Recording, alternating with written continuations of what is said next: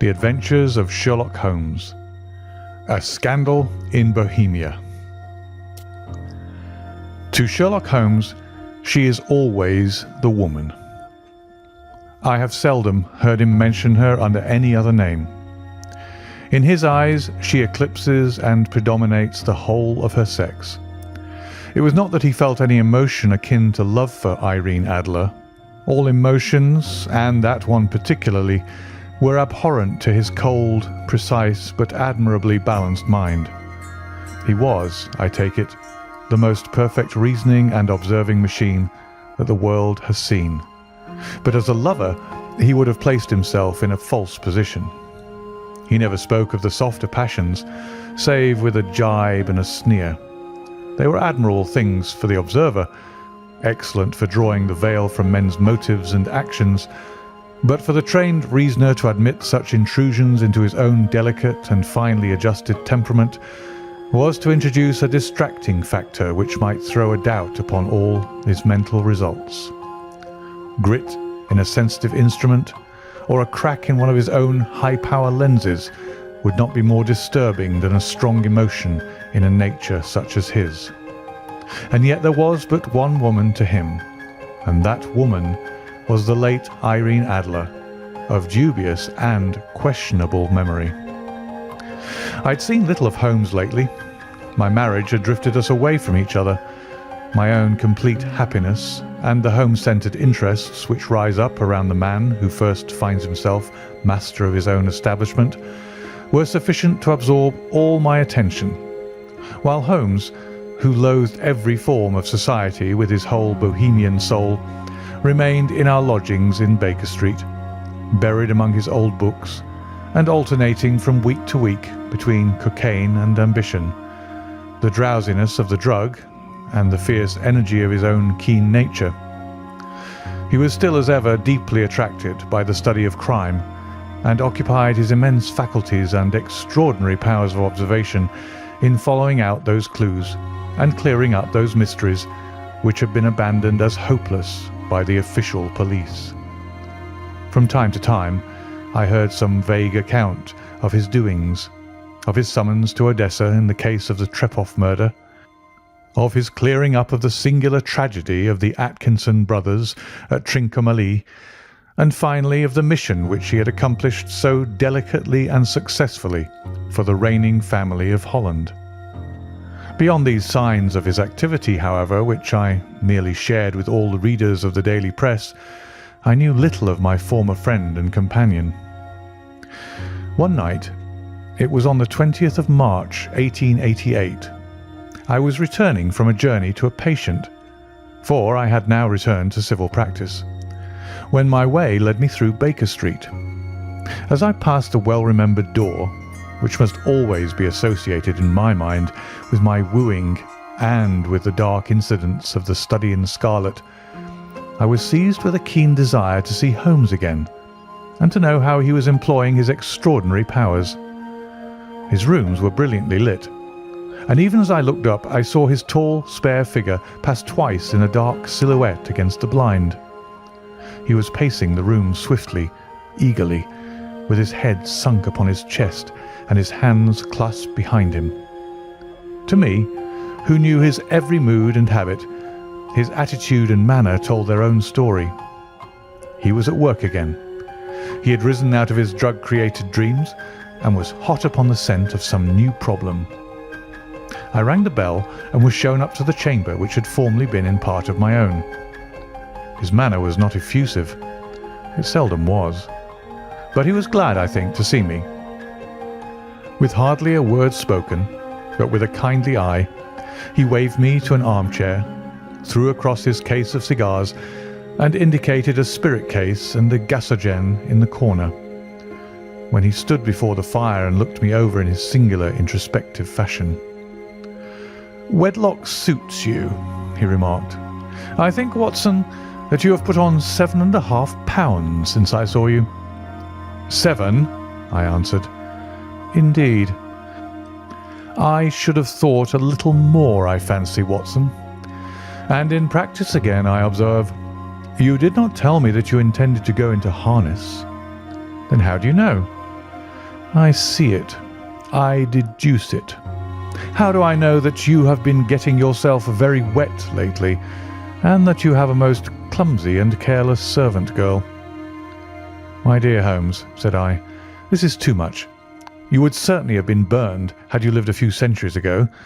It is true that I had a country walk on Thursday and came home in a dreadful mess, but as I have changed my clothes, I can't imagine how you deduce it. As to Mary Jane, she is incorrigible, and my wife has given her notice, but there again I fail to see how you work it out." He chuckled to himself and rubbed his long, nervous hands together. "It is simplicity itself," said he.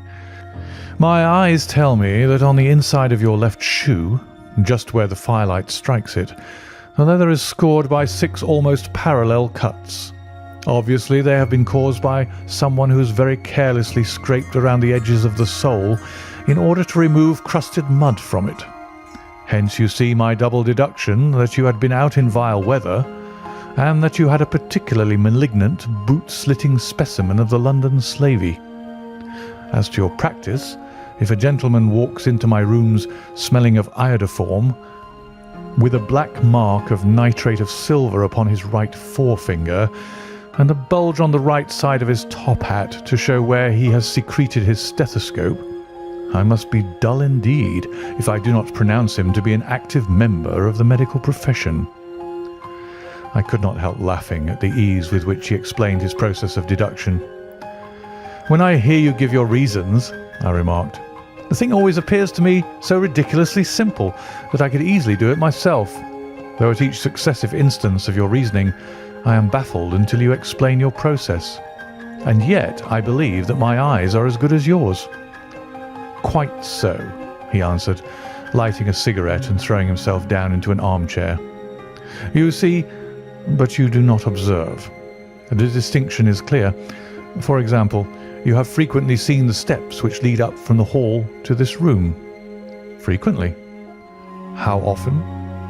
"Well, some hundreds of times." "Then how many are there?" "How many? I don't know." "Quite so. You have not observed, and yet you have seen. That is just my point. Now, I know that there are 17 steps because I have both seen and observed. By the way, since you are interested in these little problems, and since you are good enough to chronicle one or two of my trifling experiences, you may be interested in this." He threw over a sheet of thick pink-tinted notepaper which had been lying upon the table. "It came by the last post," said he. "Read it aloud." The note was undated and without either signature or address. "There will call upon you tonight at 7:45, it said, "a gentleman who desires to consult you upon a matter of the very deepest moment. Your recent services to one of the royal houses of Europe have shown that you are one who may safely be trusted with matters which are of an importance which can hardly be exaggerated. This account of you we have from all quarters received. Be in your chamber, then, at that hour, and do not take it amiss if your visitor wear a mask." "This is indeed a mystery," I remarked. "What do you imagine that it means?" "I have no data yet. It is a capital mistake to theorize before one has data. Insensibly one begins to twist facts to suit theories, instead of theories to suit facts. But the note itself, what do you deduce from it?" I carefully examined the writing and the paper upon which it was written. "The man who wrote it was presumably well-to-do," I remarked, endeavouring to imitate my companion's processes. "Such paper could not be bought under £0.50 a packet. It is peculiarly strong and stiff." "Peculiar. That is the very word," said Holmes. "It is not an English paper at all. Hold it up to the light." I did so and saw a large E with a small g, a P and a large G with a small t woven into the texture of the paper. "What do you make of that?" asked Holmes. "The name of the maker, no doubt, or his monogram, rather?" "Not at all. The G with the small t stands for Gesellschaft, which is the German for company. It is a customary contraction, like our co. P, of course, stands for Papier. Now for the EG. Let us glance at our Continental Gazetteer. He took down a heavy brown volume from his shelves.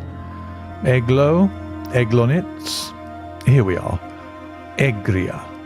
It is in a German-speaking country in Bohemia, not far from Karlsbad. Remarkable as being the scene of the death of Wallenstein, and for its numerous glass factories and paper mills.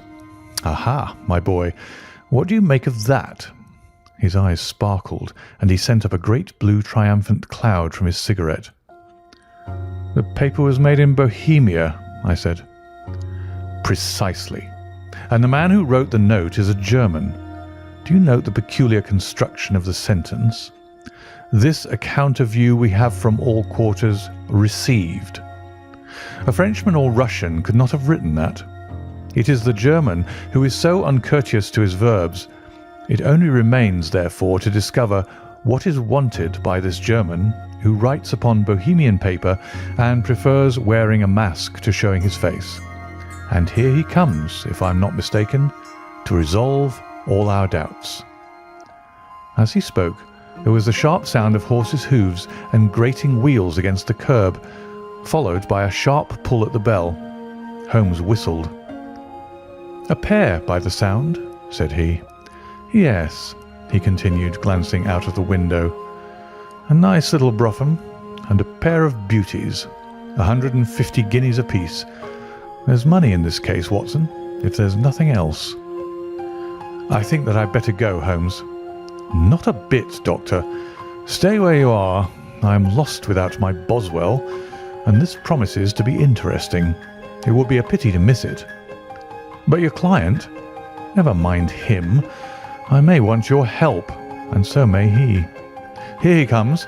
Sit down in that armchair, Doctor, and give us your best attention." A slow and heavy step, which had been heard upon the stairs and in the passage, paused immediately outside the door. Then there was a loud and authoritative tap. "Come in," said Holmes. A man entered who could hardly have been less than 6 feet 6 inches in height, with the chest and limbs of a Hercules. His dress was rich, with a richness which would, in England, be looked upon as akin to bad taste.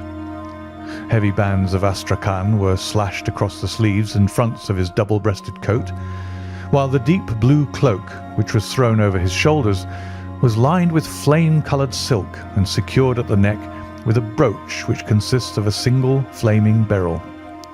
Boots, which extended halfway up his calves, and which were trimmed at the tops with rich brown fur, completed the impression of barbaric opulence which was suggested by his whole appearance.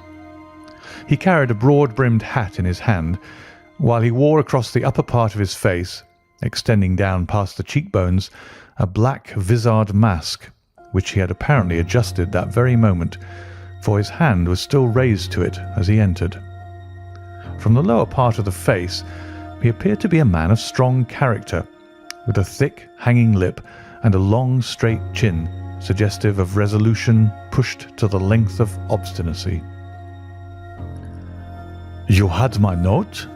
he asked with a deep, harsh voice and a strongly marked German accent. "I told you that I would call." He looked from one to the other of us, as if uncertain which to address. "Pray take a seat," said Holmes. "This is my friend and colleague, Dr. Watson, who is occasionally good enough to help me in my cases. Whom have I the honour to address?" "You may address me as the Count von Kramm, a Bohemian nobleman. I understand that this gentleman, your friend, is a man of honour and discretion, whom I may trust with a matter of most extreme importance. If not, I should much prefer to communicate with you alone." I rose to go, but Holmes caught me by the wrist and pushed me back into my chair. "It is both or none," said he. "You may say before this gentleman anything which you may say to me." The Count shrugged his broad shoulders. "Then I must begin," said he, "by binding you both to absolute secrecy for 2 years. At the end of that time, the matter will be of no importance. At present, it is not too much to say that it is of such weight it may have an influence upon European history." "I promise," said Holmes. "And I." "You will excuse this mask," continued our strange visitor.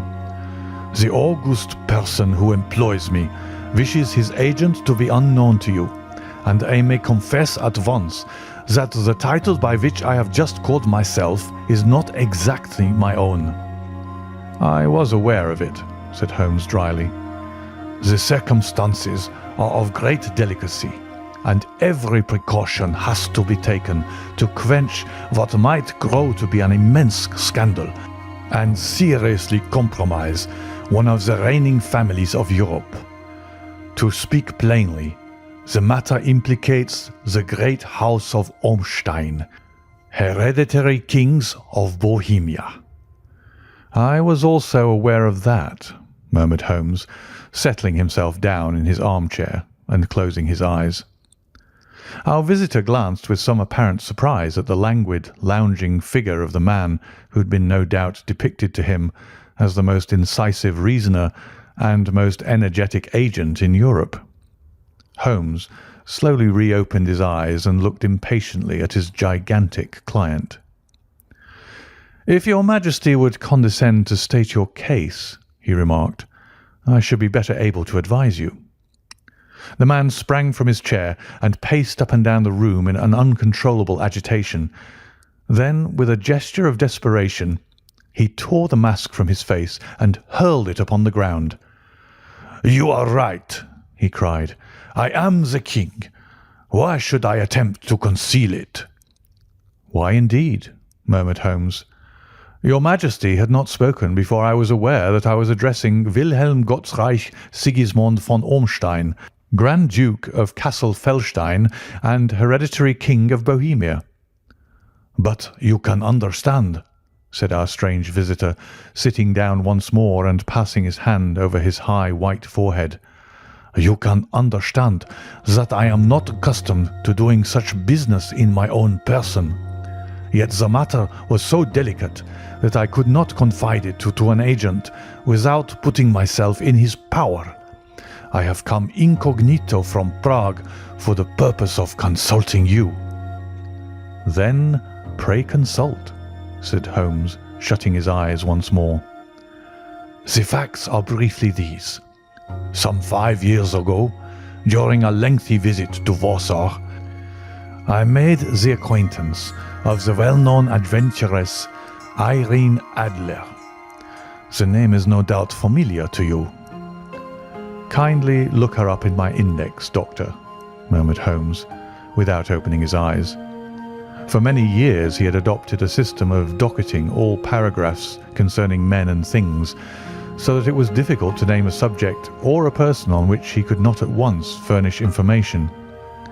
In this case I found her biography sandwiched in between that of a Hebrew rabbi and that of a staff commander who had written a monograph upon the deep-sea fishes. "Let me see," said Holmes.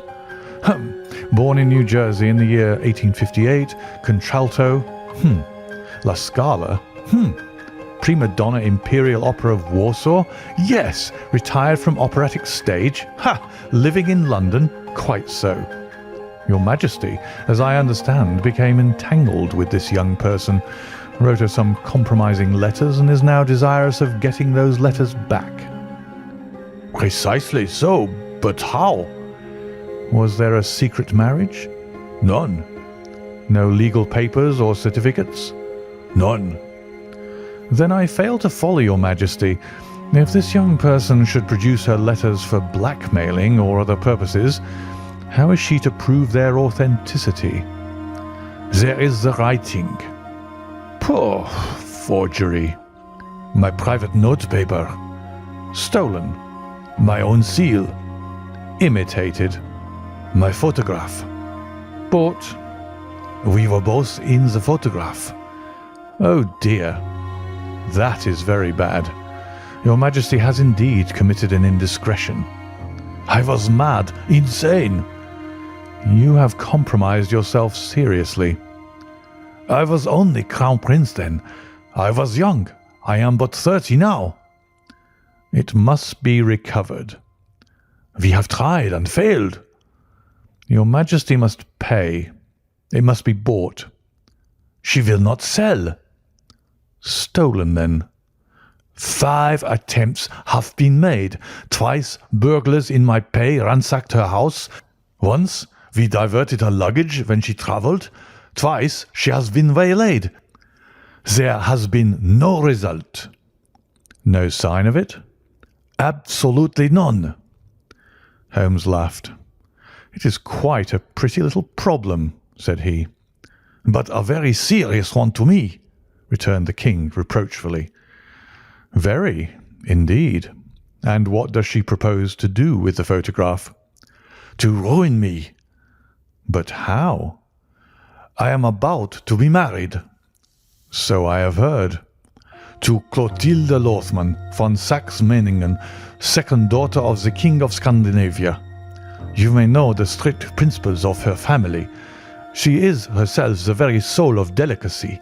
A shadow of a doubt as to my conduct would bring the matter to an end. And Irene Adler? Threatens to send them the photograph. And she will do it. I know that she will do it. You do not know her, but she has a soul of steel.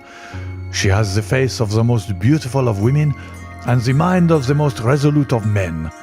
Rather than I should marry another woman, there are no lengths to which she would not go. None. You are sure that she has not sent it yet? I am sure. And why? Because she has said that she would send it on the day when the betrothal was publicly proclaimed. That will be next Monday. Oh, then we have 3 days yet, said Holmes with a yawn. That's very fortunate, as I have 1 or 2 matters of importance to look into just at present. Your Majesty will, of course, stay in London for the present? Certainly. You will find me at the Langham under the name of the Count von Kram. Then I shall drop you a line to let you know how we progress. Pray do so. I shall be all anxiety. Then, as to money? You have carte blanche. Absolutely? I tell you that I would give one of the provinces of my kingdom to have that photograph. And for present expenses? The king took a heavy chamois leather bag from under his cloak and laid it on the table. There are £300 in the gold and 700 in notes, he said. Holmes scribbled a receipt upon a sheet of his notebook and handed it to him. And Mademoiselle's address? He asked. Is Briony Lodge, Serpentine Avenue, St. John's Wood.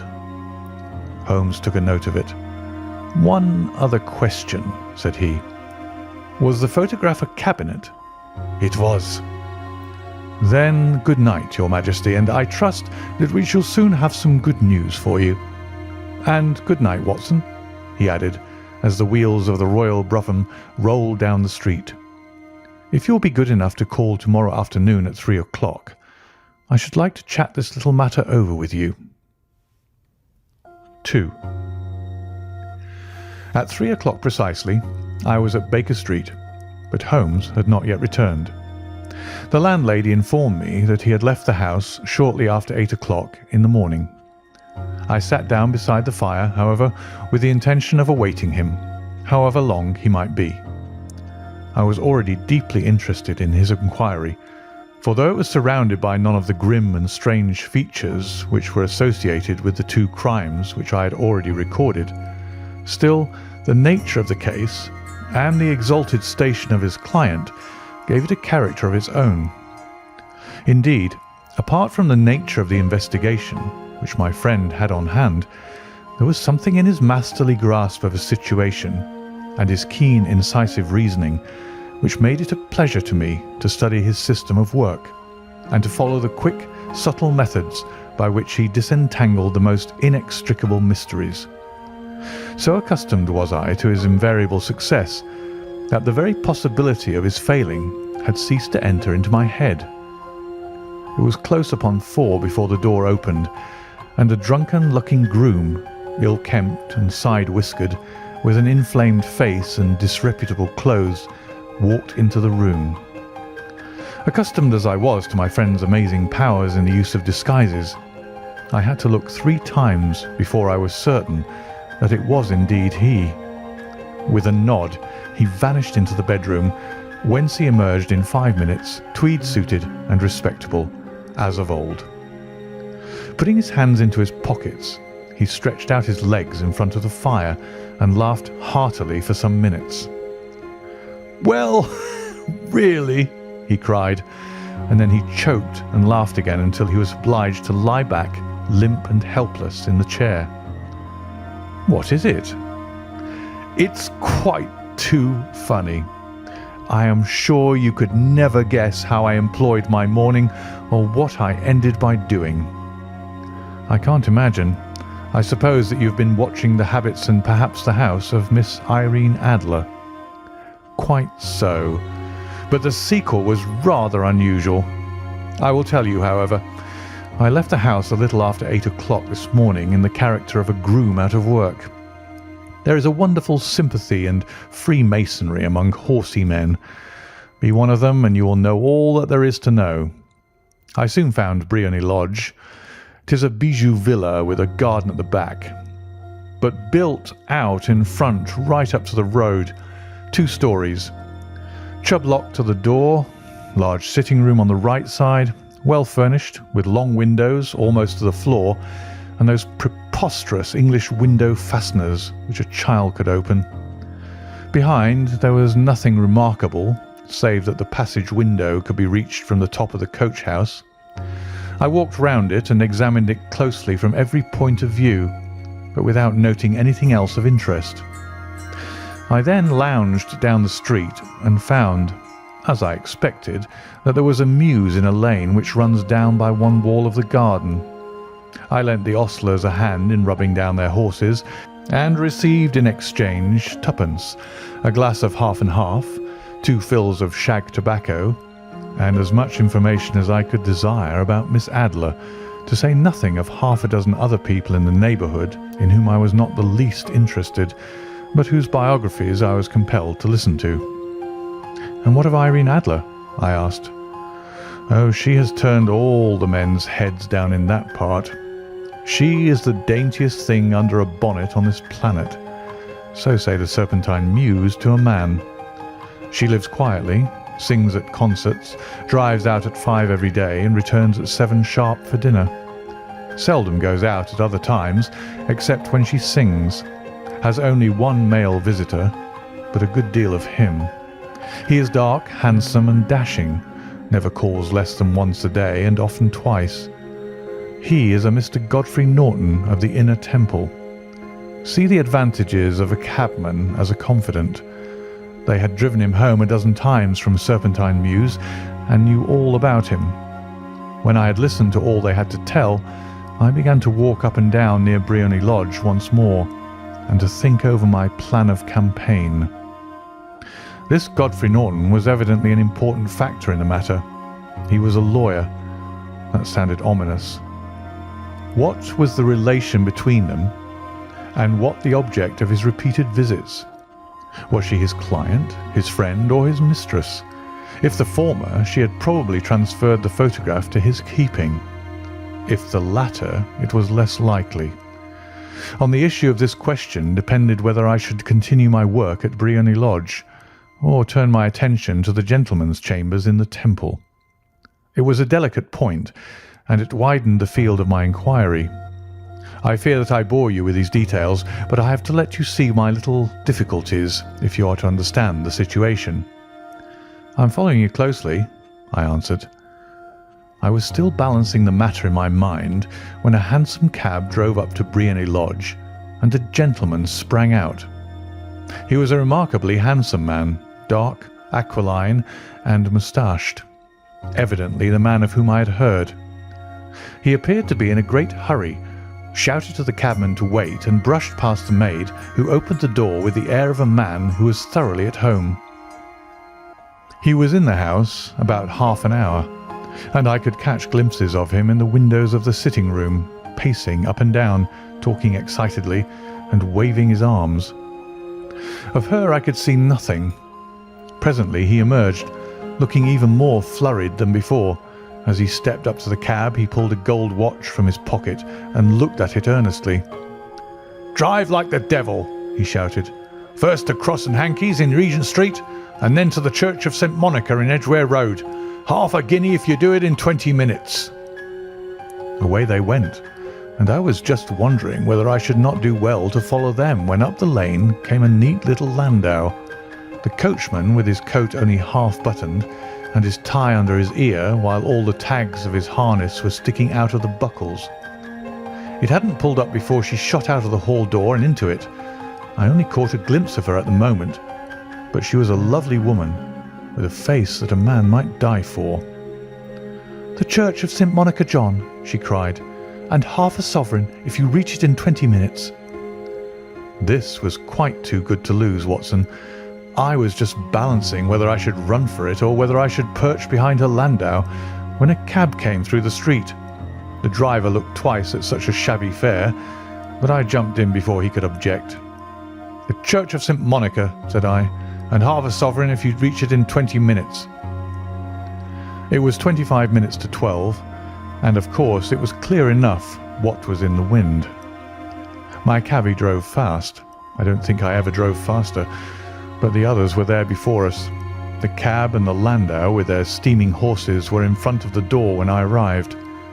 I paid the man and hurried into the church. There was not a soul there save the two whom I had followed and a surpliced clergyman who seemed to be expostulating with them. They were all three standing in a knot in front of the altar. I lounged up the side aisle like any other idler who has dropped into a church. Suddenly, to my surprise, the three at the altar faced round to me and Godfrey Norton came running as hard as he could towards me. "Thank God!" he cried. "You'll do. Come, come." "What then?" I asked. "Come, man, come. Only 3 minutes or it won't be legal." I was half dragged up to the altar, and before I knew where I was, I found myself mumbling responses which were whispered in my ear and vouching for things of which I knew nothing, and generally assisting in the secure tying up of Irene Adler, spinster, to Godfrey Norton, bachelor. It was all done in an instant, and there was the gentleman thanking me on the one side and the lady on the other, while the clergyman beamed on me in front. It was the most preposterous position in which I have ever found myself in my life, and it was the thought of it that started me laughing just now.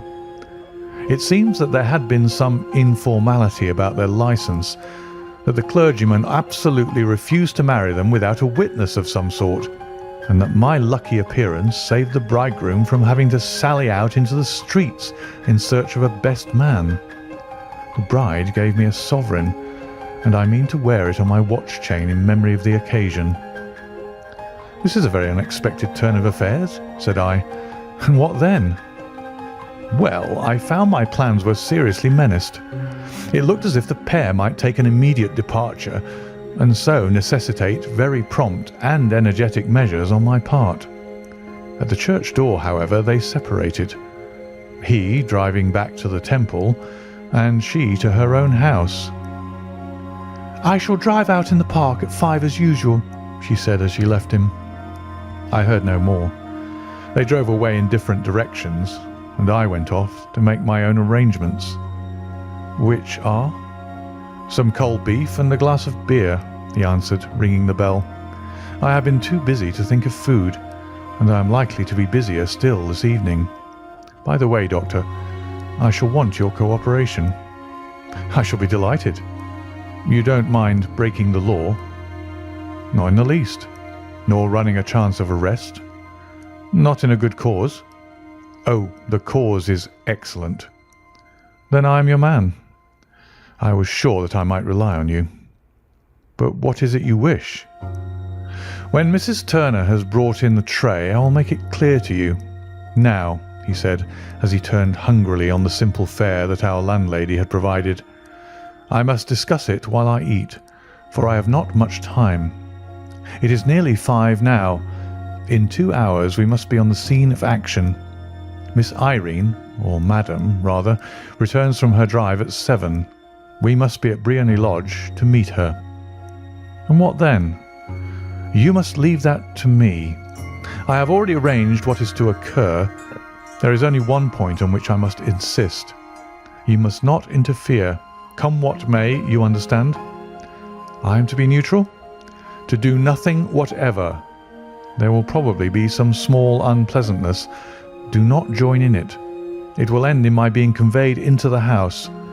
4 or 5 minutes afterwards the sitting-room window will open. You are to station yourself close to that open window." "Yes." "You are to watch me, for I will be visible to you." "Yes." "And when I raise my hand, so, you will throw into the room what I give you to throw, and will at the same time raise the cry of fire. You quite follow me?" "Entirely." "It is nothing very formidable," he said, taking a long cigar-shaped roll from his pocket. "It is an ordinary plumber's smoke rocket, fitted with a cap at either end to make it self-lighting. Your task is confined to that. When you raise your cry of fire, it will be taken up by quite a number of people. You may then walk to the end of the street, and I will rejoin you in 10 minutes. I hope that I have made myself clear.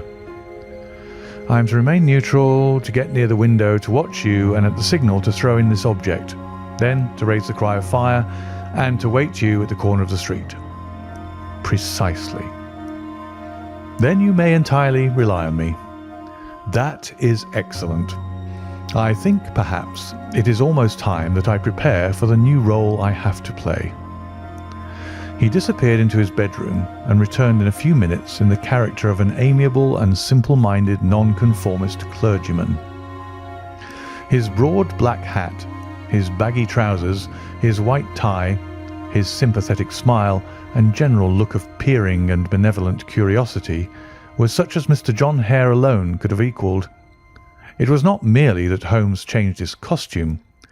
His expression, his manner, his very soul seemed to vary with every fresh part that he assumed. The stage lost a fine actor, even as science lost an acute reasoner when he became a specialist in crime. It was 6:15 when we left Baker Street, and it still wanted 10 minutes to the hour when we found ourselves in Serpentine Avenue. It was already dusk, and the lamps were just being lighted as we paced up and down in front of Briony Lodge, waiting for the coming of its occupant. The house was just such as I had pictured it from Sherlock Holmes' succinct description, but the locality appeared to be less private than I expected. On the contrary, for a small street in a quiet neighbourhood, it was remarkably animated. There was a group of shabbily dressed men smoking and laughing in a corner, a scissors grinder with his wheel, 2 guardsmen who were flirting with a nurse girl, and several well-dressed young men who were lounging up and down with cigars in their mouths. "You see," remarked Holmes as we paced to and fro in front of the house, "this marriage rather simplifies matters. The photograph becomes a double-edged weapon now. The chances are that she would be as averse to its being seen by Mr. Godfrey Norton as our client is to its coming to the eyes of his princess. Now the question is, where are we to find the photograph?" "Where indeed?" "It is most unlikely that she carries it about with her. It is cabinet size, too large for easy concealment about a woman's dress. She knows that the king is capable of having her waylaid and searched. 2 attempts of the sort have already been made. We may take it, then, that she does not carry it about with her. Where, then? Her banker or her lawyer? There is that double possibility. But I am inclined to think neither. Women are naturally secretive, and they like to do their own secreting. Why should she hand it over to anyone else? She could trust her own guardianship, but she could not tell what indirect or political influence might be brought to bear upon a businessman. Besides, remember that she had resolved to use it within a few days. It must be where she can lay her hands upon it. It must be in her own house. But it has twice been burgled. They do not know how to look. But how will you look? I will not look. What then? I will get her to show me. But she will refuse. She will not be able to. But I hear the rumble of wheels. It is her carriage. Now, carry out my orders to the letter. As he spoke, the gleam of the sidelights of a carriage came round the curve of the avenue. It was a smart little landau, which rattled up to the door of Briony Lodge. As it pulled up, one of the loafing men at the corner dashed forward to open the door in the hope of earning a copper, but was elbowed away by another loafer who had rushed up with the same intention. A fierce quarrel broke out, which was increased by the two guardsmen who took sides with one of the loungers and by the scissors grinder who was equally hot upon the other side. A blow was struck, and in an instant the lady who had stepped from her carriage was the centre of a little knot of flushed and struggling men who struck savagely at each other with their fists and sticks. Holmes dashed into the crowd to protect the lady, but just as he reached her, he gave a cry and dropped to the ground with the blood running freely down his face. At his fall, the guardsmen took to their heels in one direction and the loungers in the other, while a number of better-dressed people, who had watched the scuffle without taking part in it, crowded in to help the lady and to attend to the injured man. Irene Adler, as I will still call her, had hurried up the steps, but she stood at the top with her superb figure outlined against the lights of the hall, looking back into the street. "Is the poor gentleman much hurt?" she asked. "He is dead," cried several voices. "No, no, there's life in him," shouted another. "But he'll be gone before you can get him to hospital." "He's a brave fellow," said a woman. "They would have had the lady's purse and watch if it hadn't been for him. They were a gang, and a rough one too. Ah, he's breathing now." "He can't lie in the street. May we bring him in, ma'am?" "Surely. Bring him into the sitting-room. There's a comfortable sofa. This way, please." Slowly and solemnly he was borne into Briony Lodge and laid out in the principal room, while I still observed the proceedings from my post by the window. The lamps had been lit, but the blinds had not been drawn, so that I could see Holmes as he lay upon the couch. I do not know whether he was seized with compunction at that point for the part he was playing, but I know that I never felt more heartily ashamed of myself in my life than when I saw the beautiful creature against whom I was conspiring, or the grace and kindliness with which she waited upon the injured man. And yet it would be the blackest treachery to Holmes to draw back now from the part which he had entrusted to me. I hardened my heart and took the smoke rocket from under my ulster. After all, I thought, we're not injuring her. We are but preventing her from injuring another. Holmes had sat upon the coach, and I saw him motion like a man who is in need of air. A maid rushed across and threw open the window. At the same instant, I saw him raise his hand, and at the signal, I tossed my rocket into the room with a cry of "Fire!" The word was no sooner out of my mouth than the whole crowd of spectators, well dressed and ill, gentlemen, ostlers, and servant maids, joined in a general shriek of "Fire!" Thick clouds of smoke curled through the room and out at the open window. I caught a glimpse of rushing figures, and a moment later the voice of Holmes from within, assuring them that it was a false alarm. Slipping through the shouting crowd, I made my way to the corner of the street, and in 10 minutes was rejoiced to find my friend's arm in mine and to get away from the scene of uproar. He walked swiftly and in silence for some few minutes until we had turned down one of the quiet streets which led towards the Edgware Road. "You did it very nicely, Doctor," he remarked. "Nothing could have been better. It is all right." "You have the photograph?" "I know where it is." "And how did you find out?" "She showed me, as I told you she would. I'm still in the dark. I do not wish to make a mystery, said he, laughing. The matter was perfectly simple. You, of course, saw that everyone in the street was an accomplice. They were all engaged for the evening. I guessed as much. Then, when the row broke out, I had a little moist red paint in the palm of my hand. I rushed forward, fell down, clapped my hand to my face, and became a piteous spectacle. It is an old trick. That also I could fathom. Then they carried me in. She was bound to have me in. What else could she do? And into her sitting room, which was the very room which I suspected. It lay between that and her bedroom, and I was determined to see which. They laid me on a couch. I motioned for air. They were compelled to open the window, and you had your chance. How did that help you? It was all important. When a woman thinks that her house is on fire, her instinct is at once to rush to the thing which she values most. It is a perfectly overpowering impulse, and I have more than once taken advantage of it. In the case of the Darlington substitution scandal, it was of use to me, and also in the Arnsworth Castle business. A married woman grabs at her baby, an unmarried one reaches for her jewel box.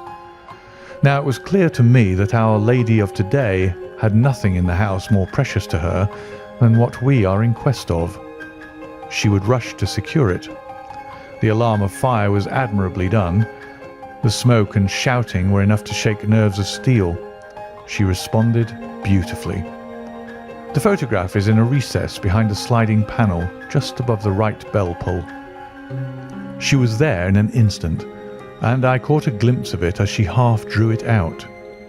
When I cried out that it was a false alarm, she replaced it, glanced at the rocket, rushed from the room, and I have not seen her since. I rose and, making my excuses, escaped from the house. I hesitated whether to attempt to secure the photograph at once, but the coachman had come in, and as he was watching me narrowly, it seemed safer to wait. A little over-precipitance may ruin all. "And now?" I asked. "Our quest is practically finished. I shall call with the king tomorrow, and with you if you care to come with us. We will be shown into the sitting room to wait for the lady, but it is probable that when she comes she may find neither of us nor the photograph. It might be a satisfaction to His Majesty to regain it with his own hands." "And when will you call?" "At 8 in the morning. She will not be up, so that we shall have a clear field.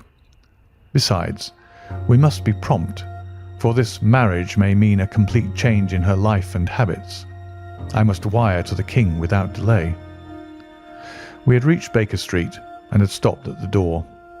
He was searching his pockets for the key when someone passing said, "Good night, Mr. Sherlock Holmes." There were several people on the pavement at the time, but the greeting appeared to come from a slim youth in an ulster who had hurried by. "I've heard that voice before," said Holmes, staring down the dimly lit street. "Now I wonder who the deuce that could have been." 3. I slept at Baker Street that night, and we were engaged upon our toast and coffee in the morning when the King of Bohemia rushed into the room. "You have really got it?" he cried, grasping Sherlock Holmes by either shoulder and looking eagerly into his face. "Not yet." "But you have hopes?" "I have hopes." "Then come. I am all impatience to be gone." "We must have a cab." "No, my brougham is waiting." "Then that will simplify matters." We descended and started off once more for Briony Lodge. "Irene Adler is married," remarked Holmes. "Married? When?" "Yesterday." "But to whom?" "To an English lawyer named Norton." "But she could not love him?" "I am in hopes that she does." "And why in hopes?" "Because it would spare your Majesty all fear of future annoyance. If the lady loves her husband, she does not love your Majesty. If she does not love your Majesty, then there is no reason why she should interfere with your Majesty's plan." "It is true, and yet, well, I wish she had been of my own station. What a queen she would have made." he relapsed into a moody silence, which was not broken until we drew up in Serpentine Avenue. The door of Briony Lodge was open, and an elderly woman stood upon the steps. She watched us with a sardonic eye as we stepped from the brougham. "Mr. Sherlock Holmes, I believe," said she. "I am Mr. Holmes," answered my companion, looking at her with a questioning and rather startled gaze. "Indeed. My mistress told me that you were likely to call. She left this morning with her husband by the 5:15 train from Charing Cross for the Continent." "What?" Sherlock Holmes staggered back, white with chagrin and surprise. "Do you mean that she has left England?" "Never to return." "And the papers?" asked the king hoarsely. "All is lost." "We shall see." He pushed past the servant and rushed into the drawing-room, followed by the king and myself.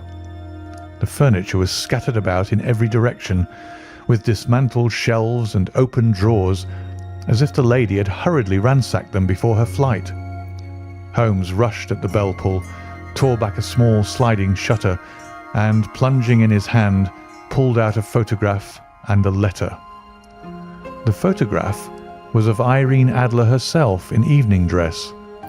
The letter was superscribed to Sherlock Holmes, Esquire, to be left till called for. My friend tore it open, and we all three read it together.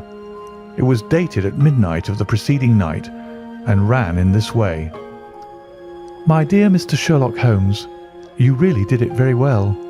You took me in completely. Until after the alarm of fire, I had not a suspicion. But then, when I found how I had betrayed myself, I began to think. I had been warned against you months ago. I had been told that if the king employed an agent, it would certainly be you, and your address had been given to me. Yet with all this, you made me reveal what you wanted to know. Even after I became suspicious, I found it hard to think evil of such a dear, kind old clergyman. But you know, I have been trained as an actress myself. Male costume is nothing new to me. I often take advantage of the freedom which it gives. I sent John the coachman to watch you, ran upstairs, got into my walking clothes, as I call them, and came down just as you departed. Well, I followed you to your door, and so made sure that I was really an object of interest to the celebrated Mr. Sherlock Holmes. Then I rather imprudently wished you good night, and started for the temple to see my husband. We both thought the best resource was flight, when pursued by so formidable an antagonist. So you will find the nest empty when you call tomorrow. As to the photograph, your client may rest in peace. I love and am loved by a better man than he. The king may do what he will without hindrance from one whom he has cruelly wronged. I keep it only to safeguard myself, and to preserve a weapon which will always secure me from any steps which he might take in the future. I leave a photograph which he might care to possess, and I remain, dear Mr. Sherlock Holmes, very truly yours, Irene Norton, née Adler." "What a woman! Oh, what a woman!" cried the King of Bohemia, when we had all three read this epistle. "Did I not tell you how quick and resolute she was? Would she not have made an admirable queen? Is it not a pity that she was not on my level?" "From what I have seen of the lady, she seems indeed to be on a very different level to your Majesty," said Holmes coldly.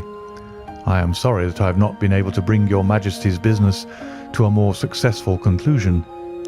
"On the contrary, my dear sir," cried the king, "nothing could be more successful. I know that her word is inviolate. The photograph is now as safe as if it were in the fire." "I am glad to hear your Majesty say so." "I am immensely indebted to you. Pray tell me, in what way I can reward you? This ring?" He slipped an emerald snake ring from his finger and held it out upon the palm of his hand.